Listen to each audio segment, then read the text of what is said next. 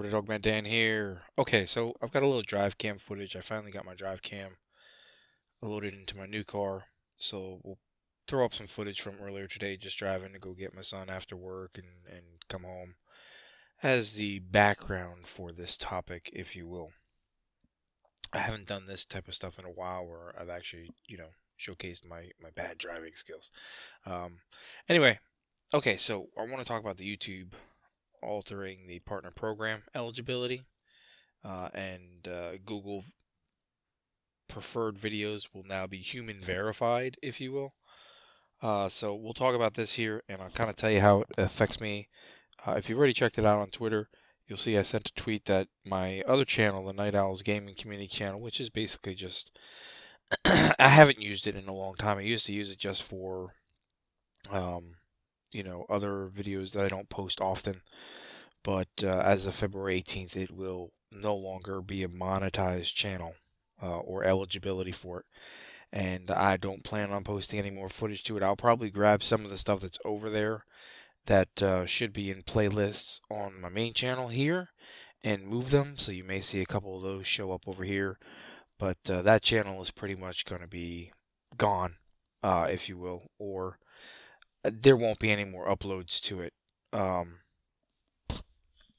As a result, because it is what it is. So, but we'll talk about it. There's good and bad parts to this, and bear with me. I've been dealing with a cold, so that's why I sound the way I do.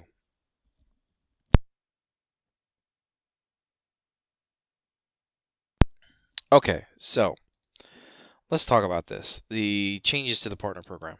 So, beginning as of today, in order to be eligible for the YouTube partner program, creators will need to have surpassed 4,000 hours of watch time within the last year and boast at least 1,000 subscribers. Formerly, according to the rules, last April, channels needed to have 10,000 lifetime views. But the new metrics pretty much falls in line with the way the metrics for advertising works anyway, as of the last year or so, which is it's based off of watch time and retention. So that's actually not a bad thing in the way that they're doing it. Their aim is to weed out bad actors by emphasizing factors like engagement or watch time and subscribers. Subscribers is kind of touchy because it can be hard to get subscribers. However, if you find a niche, if you find that perfect spot, subscribers is not going to be a bad thing. It's not going to be hard to achieve once you find that spot. If you've got an audience, retention shouldn't be too bad at all. Shouldn't be too hard. But again, when you're just starting out, no, it's not going to be easy.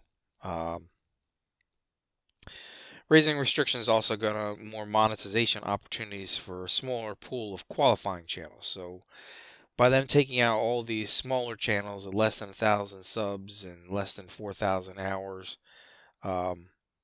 it's going to open up different opportunities for them because now you're kind of getting rid of what they think of channels that don't really need to be there because they're not really making any money.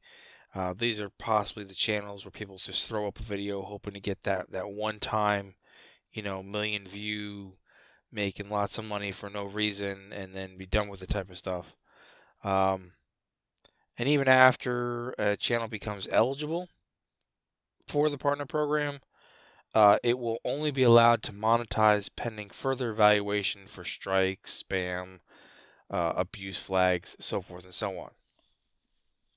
So while creators who do not meet these new standards will be removed from the program as of February 20th, and that's just to allow for a 30-day grace period, YouTube claims that 99% of the creators that will ultimately be impacted by these changes are currently making less than $100 per year on the platform.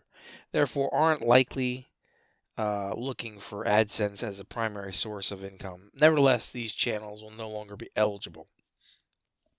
Okay? Again, if you're just starting out, really the point, and this has been for years. I mean, this is even when I started out, 7-8 years ago doing this. It wasn't about the money, and it shouldn't really be about the money. I mean, obviously, if you get really high up there and you've got hundreds of thousands of subscribers and this, that, and everything else, yeah, you can potentially make it into a full-time job. But you can't really rely 100% on YouTube. You have to have other avenues as well, other expansions into other things, just to protect yourself, just as a result of all these constant changes that are going on. I can see from a new person is going to get all pissed off and everything. But again, when you're just starting out, if you really want to make something of yourself, then you're going to deal with the changes. It's really not too difficult. I mean, back in the day, I used to not really have a lot of subscribers. When I first started doing this, and I went 2 or 3 years with like 150 subscribers. That's it. That's all I had. I really didn't put a lot of effort into it. But the day I changed my mind and I put effort into my channel, it was nothing. It was just a night and day change. Boom, I made a change. I found something that fit me. Um, I set up my channel a little bit better. I got more into a niche particular, and everything was just night and day changeover. I went from nothing to suddenly gaining a lot of subscribers, getting a lot of views, getting a lot of interaction, having a lot more watch time, having a lot more retention, et cetera, et cetera, et cetera. So if you put the work in, and I mean, you have to physically put the work in. If you put the work in, it is possible that these new rules will be nothing. I mean, they'll literally mean nothing to you because you'll transfer into a network or a partnership pretty quickly. And the same rule really applies once you're in partnerships and networks. People always complain, oh, my network's not doing anything for me and this, that, and everything else. The network is there just to help you get your money quicker, more or less. It's still 100% on you to do the work, put the effort in to grow your channel, to make your channel work. Networks can only give you features and opportunities to help you with that, but they're not there to make your channel grow. That's what your job is if you really want to be successful. Now, along with that, they're talking about the Google preferred, okay, in the wake of the Logan Paul scandal. They're making more changes, basically. They're saying that there's going to be verification level of humans on videos for advertising. Okay, so they will verify to comply with advertising standards by humans. So if your video meets that standard and everything is good, then it can be advertised. They're talking about bringing on a promise of 10,000 human beings to purge objectionable content this year in 2018. In addition to the human verification standard, YouTube announced several other tools for marketers, including a new system that will enable them to better gauge placements, as well as partnerships with third-party vendors like Integral Ad Science, Double Verify, that provide brand safety reporting, and a few others like OpenSlate, ComSource, Moat that they're talking about as well. So in order to keep and avoid that scenario with the last scandal, one massive channel could potentially impact, how advertisers view YouTube as a whole. It will work to schedule conversations with creators in the coming months. So, really, someone like me, it's not really going to. They're still not going to care about me in terms of this scheduling with their content creators. They're going to be looking at the bigger picture, the bigger people that are making a lot more money than I do. I'm happy that I have the opportunity to make a little bit of something, okay, better than nothing, for the effort that I put in, and I'm more than thrilled by people actually still hanging out all these years and interacting with me, and all those things that come with it. But so really, it's not necessarily a bad thing that they're making these changes. I can understand why they're making these changes. I can understand from the standpoint of where I'm at. I've worked hard enough to not have to worry about these types of changes coming through. On a business side, I can see how this will help overall. But as a new person looking to maybe make it on YouTube, yeah, it seems like it's going to be a tougher challenge. But honestly, back in the day when they first started it out, the rules were pretty hefty for just trying to make it to the original YouTube partner program. These rules seem hefty, but they're not too bad. And if you really want to make something of it, and you're really, trying, it'll happen. Nobody's guaranteeing that you're gonna be, a huge successful like PewDiePie type of thing. But set your goals, and you can make them happen. It's that simple. So your goal is to create that quality content. Basically, do it for free for a while. That's part of it. That's if you really want to do it for free. That's the whole point here. They want to weed out people that are looking for a quick buck, and they want people that are actually going to try to make some kind of content. Not necessarily. Well, I don't know. I don't know what the mainstream is anymore. You still have issues with gaming channels. We constantly have issues, and I really don't know why when it's one of their biggest sources of advertising revenue. But that's a whole nother issue in itself. However, I'm not totally against these changes that came out. I can see where it's difficult for new people, but that's just the way it is. When I started doing this, like I said, I spent many years not really putting much effort into it. And then when I did put the effort in, I saw the return. But that meant me figuring out where I needed to go with my channel, figuring out what I wanted to do in terms of interaction, social media, and all the things that go with growing your channel.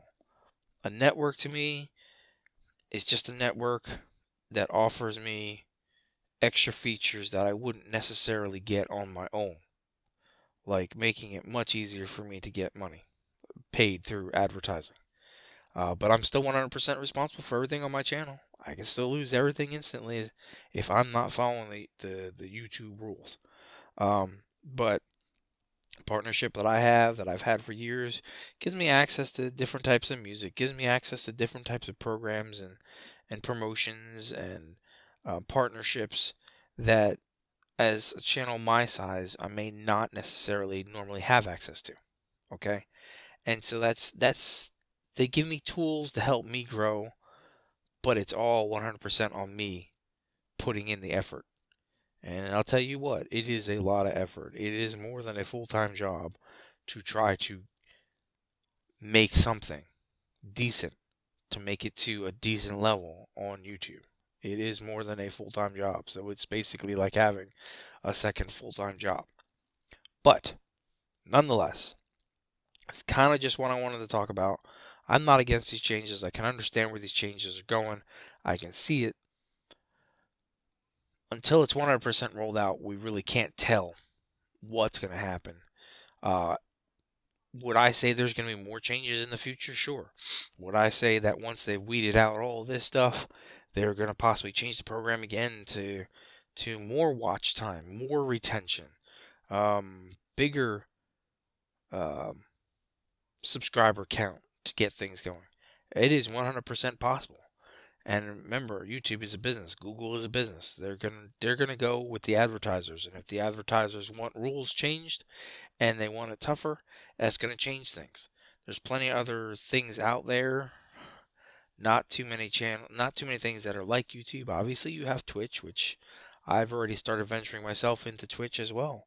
And other people are too. But streaming is not necessarily the easiest thing in the world as well to do. There's a lot of difficulties in terms of live streaming. You can't create the content the way that you want to. You can't do a lot of different things like help guides and stuff like that, where you take a lot of time and effort in creating a lot of recordings and mixing and editing and all that stuff. So live streaming is a definite different um, thing completely from just creating video content. And unfortunately, there is no other um, channel or avenue really out there to work with. Facebook's not really an avenue for video content right now. We saw VidMe that just shut down earlier this year or end of last year. They shut down. I've seen so many others that I've joined that have shut down over time. So unfortunately, YouTube is still the Goliath, and it is what it is. So you've got to roll with the changes, like it or not. Anyway, feel free to leave comments, questions, anything like that below. We'll get back to our regular scheduled programs here soon. Just as soon as I am getting I'm starting to feel much better now.